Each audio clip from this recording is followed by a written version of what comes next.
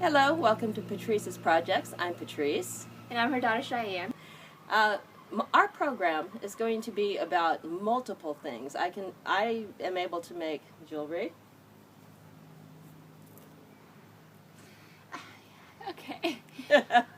And yesterday I was doing an episode on gardening, and I realized I didn't really properly introduce myself. So a little bit about us. I'm the mother of 7, and I have 7 grandkids. None of them are around here, so you won't get to see them, unfortunately. Just me.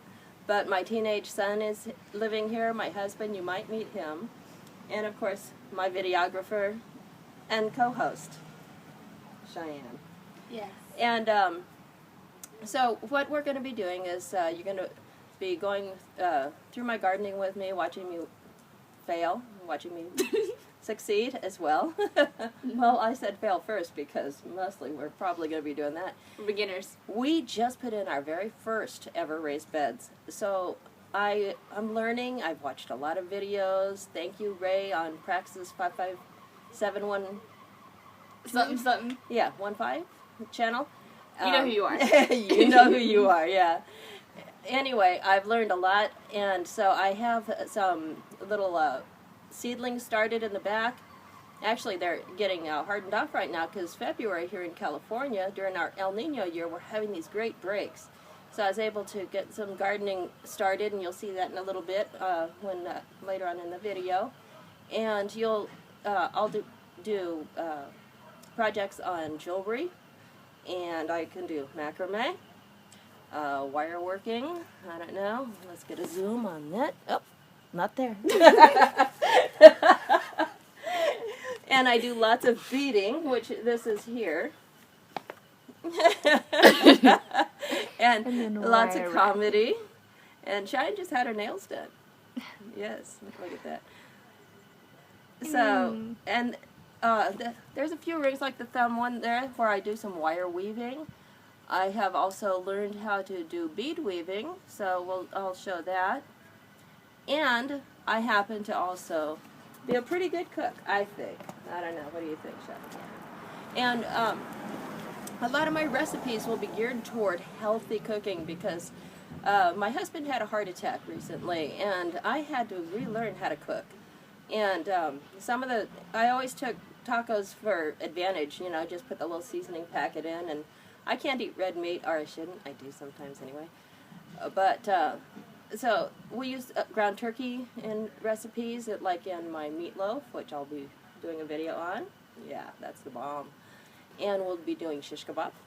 We'll be doing, back to the tacos. I invented a recipe, and it turns out pretty good. A little spicy the other day. Spicy meatball. Not always. You can adjust that. So, anyway, I do a lot of home projects, and I will repurpose things. Like I made a little compost bin, and I'll show you that sometime, out of licorice containers. So that was fun. And last year I did a compost pile. It didn't quite turn out great, but it is compost, so I'm going to be throwing that in the garden in a little bit. And I'm going to start a new compost pile, so let's see how that one goes. Hopefully we do better on that this year. So anyway, that is who we are.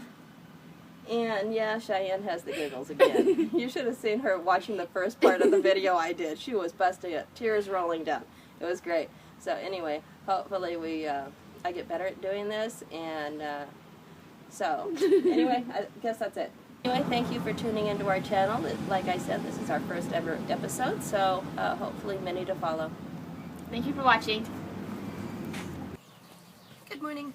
I had been meaning to do a video on my garden as we build the boxes and fill them and plant and everything, but I didn't have good enough camera. I just got given this iPhone. So, here we go. The other part of the video, I had actually done this once earlier. You're a little bit far away. Go on. Get a little closer. I think that'll do. Okay. That's a little better. Let's try again.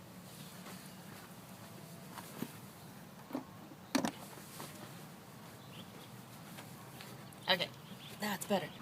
So anyway, with this bed, it's 2 inches thick, 12 inches deep, and 10 inches long. And this is the first bed that we built. And I had watched several videos on how to build them. It didn't say how thick hardware we needed, so we kind of went extra heavy duty on this one. And then later, sorry, there's a piece of grass here I don't want, and I still, the soil would be arriving soon, so I really want to get that. So anyway, a little distraction. The hardware on this one is really heavy duty. This bracket down here, we were, because it's so low, I wanted to get the heavy duty ones like this, and they were like maybe $2 or a little over $2 each. A lot more than I really needed to spend. And you know, after thinking about it, after building this box, I realized the soil is going to be really soft. I can get to the hardware, and all it's doing is holding the sides up, and if I need to replace things, I can get to it, you know, just pull the soil away and get to it that way. So on the next box, I didn't spend as much on hardware. So anyway, I used some nice screws here. Don't remember what these are rated for. You're supposed to use like deck screws. These aren't those, but they're close enough. And they're either 1.25 inches or 1.5 inches long. My husband put these together for me. He likes, that's the only thing he does, put things together. And in terms of garden, he hates the dirt part. He loves watching me garden. He loves the produce from it. Okay, he'll eat it. He's not a big veggie guy. So anyway, these ones were, you know, more heavy duty because I figure they're deeper. They'll be harder to get to if I need to fix anything. And then these ones are just to, you know, keep the shape of the box. We also have screws. He countersunk them a little bit and put the screws in. I believe we have 3-inch screws in each side, holding them together. First, unfortunately, we weren't on a level surface, so you see there's a good almost a 1/4 inch difference on this corner, and unfortunately I didn't plan my box right. This is the side that I'm going to be at the most probably, so it's going to bug me. This is our in-ground sprinkler system that was already here, and during the time that I had built the garden, it slowly crept out here over the course of 3 years, and so at first I just let the sprinklers sprinkle the garden, and then kind of went with what everyone was saying, use the drip lines and such. So I dug out the sprinkler deep enough to where I wouldn't get dirt into the line, this manifold on down there. And that was fine for the time, because the garden, this is the original soil level, actually it's a touch lower, because I pulled some soil down there. We have a slope here where it goes downward on your side. And I had to do a lot of work. My son and I pulled a lot of dirt over to the other side to make this level, which it is. We even used a level on it. The yard hadn't been kept up for years, and this side wouldn't even grow grass. And it's the only area that has sun. So this is where the garden went. And anyway, this is a manifold. You put on your drip lines from here, and then you spread them out wherever you need them. I went ahead and kept this, even though we have chlorine in the water. I'm going to go ahead and use the water, the city water, to water the top parts of the garden, and I'll show you what I'm going to do in another video to water the deeper roots where it really matters, at least in my opinion. So that's this box. We'll go to the next box, and the next box I already did the recording and unfortunately cut off my head. So please excuse that. The soil will be arriving anytime, and I didn't want to chance losing that footage. So I will bring out the camera, and we'll see when the soil arrives. Like I said, I used less expensive brackets on this one because all it has to do is hold the sides up together. And by the time, these are galvanized, so they should be fine. The only problem is, we used these, on that one we used some nice quality screws. They shouldn't rust for a long time. On this one, I didn't find those screws in the garage because we have so much hardware.